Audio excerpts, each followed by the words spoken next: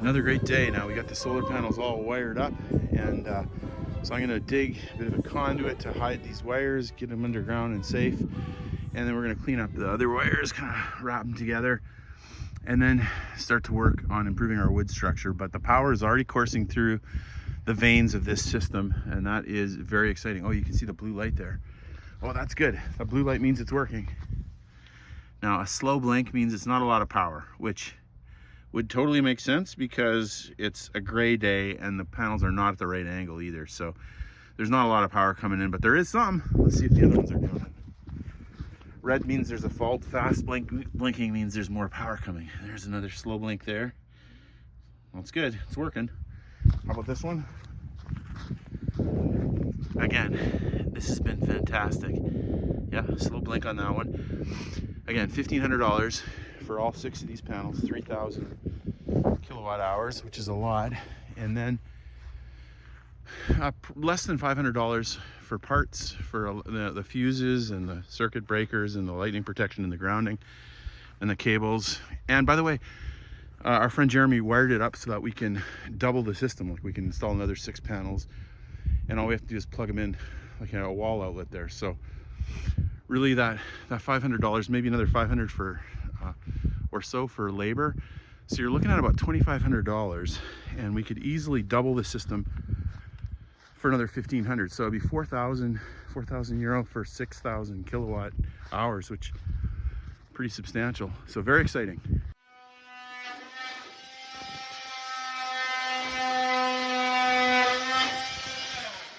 This is great. Our friend Jeremy has saved the day. You have saved the day, Jeremy.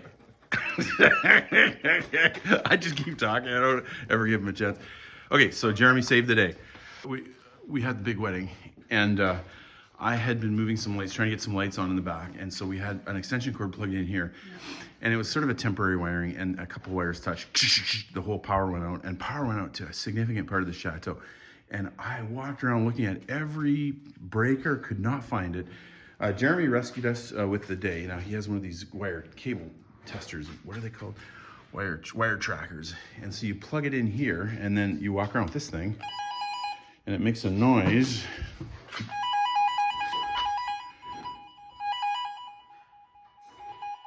And you can follow where it goes.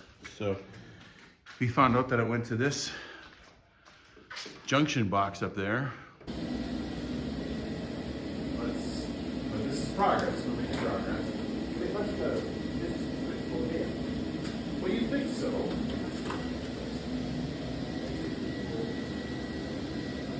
Well, must have. I know, but 1, 2, 5. I've got 3 there.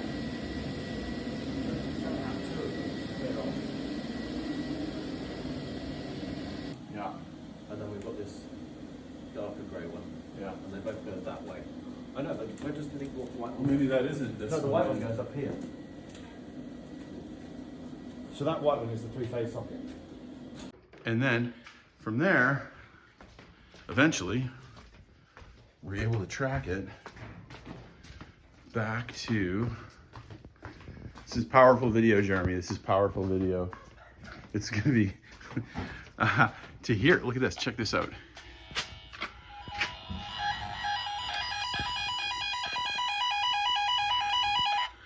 So again, without this tracker, how on earth would you know which one it is, right? Again, on these old breakers, it's a blown fuse and you can't tell which one. I mean, you can see which one's new, but you can't tell, if they're all old, you can't tell which one's blown. So it's a huge pain. And again, how many boxes do we have? At least 10. We got 2 there, we got another 2 here, and then I'm coming around. Got a bunch more boxes here. We got that main, we got that box. We got this box for the kitchen, and then we got the big box. Now you can see when these ones are blown because they go green or they flip down, and then you're like, oh, okay, that's the problem. Riveting video. Riveting. This is what the people want, Leslie. But you know what? I will say, I do find tracing back where all the old stuff goes, I do find that interesting. Yeah, you're like, we're all standing here watching I think that's interesting. Jeremy solve the mystery. Yeah. And honestly, there was 10 people at the French wedding. There was a bunch of people walking around trying to I know. trying to find it. I'm like, we're never gonna find it. We'll just plug into something else. So we just gave up. And now, how many months later? December. 4 months later, We have found the solution, so fingers crossed. Take. I mean, what did I do, Jeremy? I did something wrong. Burn up the tester.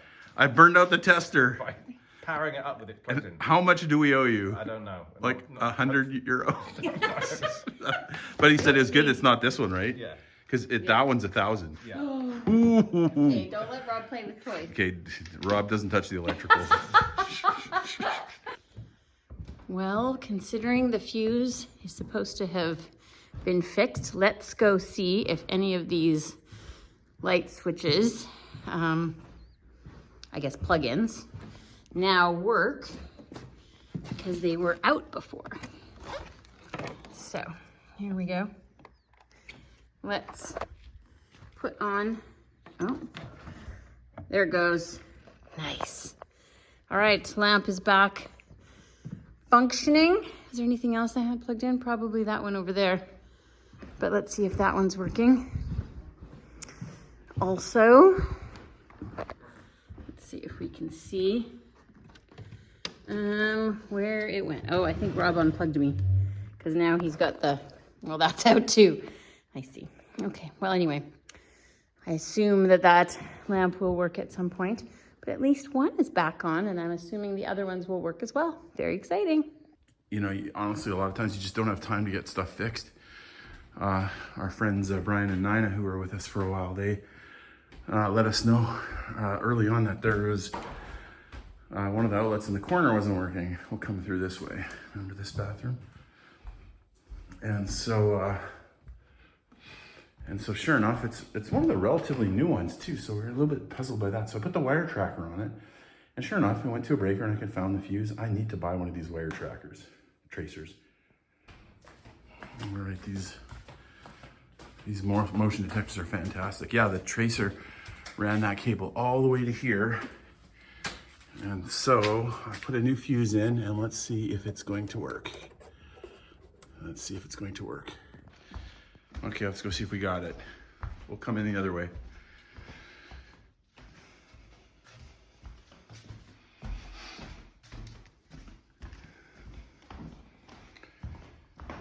I've messed up the curve.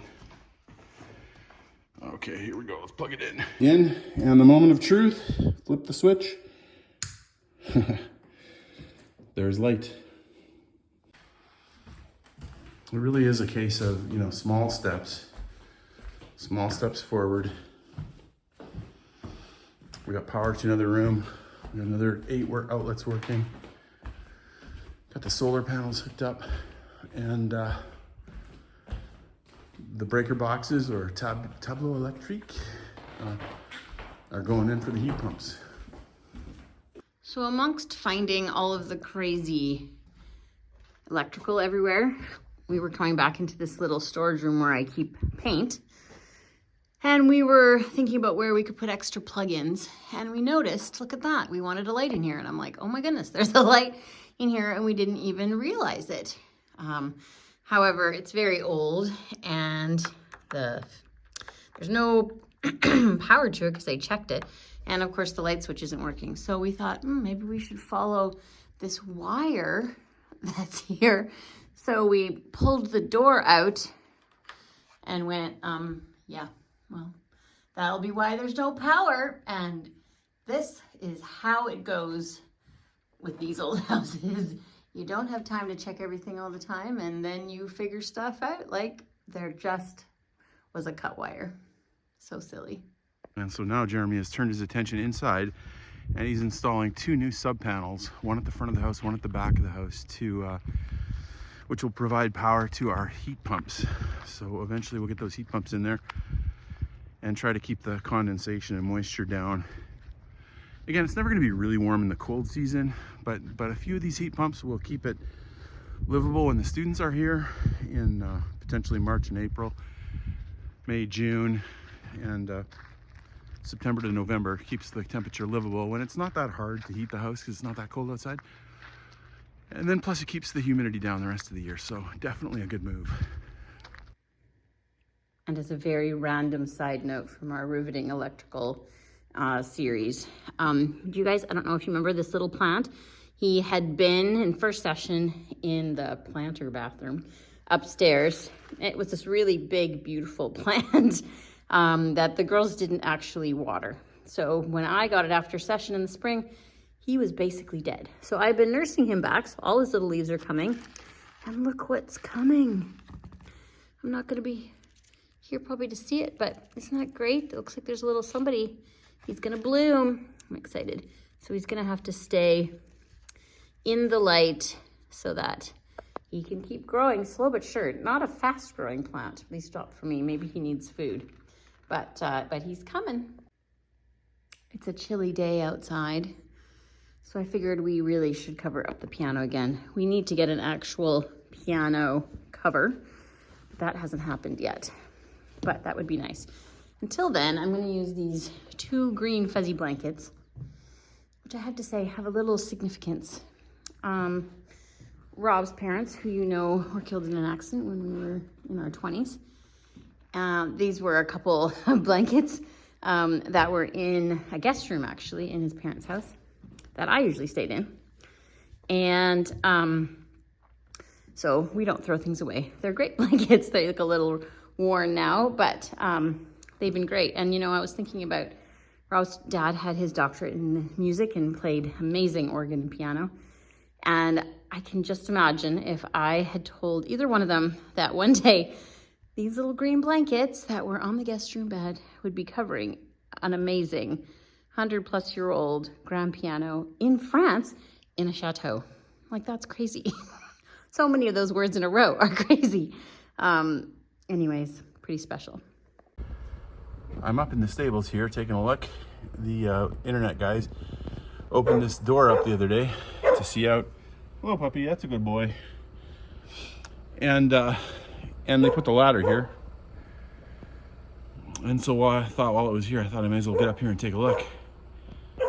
And it is beautiful up here, minus the falling in roof. Now things are going great. Unfortunately, we're shooting these videos really a long ways ahead, so I'm giving you an update, but the update is like, by the time you watch it, it'll be completely behind. We've actually already had $6,000 given, so very thankful. That's in the first day or two, so extremely thankful for everybody. And maybe you want to see some more of this area. I was checking to make sure we had power to this building. We do, in fact. Look, there comes the power right to the building. This is the backside of the stables. This belongs to our neighbors. So, and there's their puppy.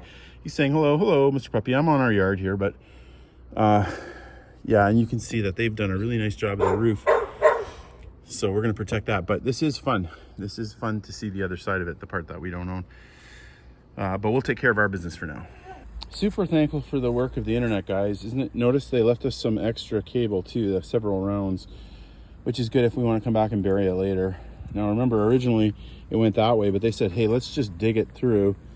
And in fact, they put a hole in the cement, and so we trenched it all the way over to here.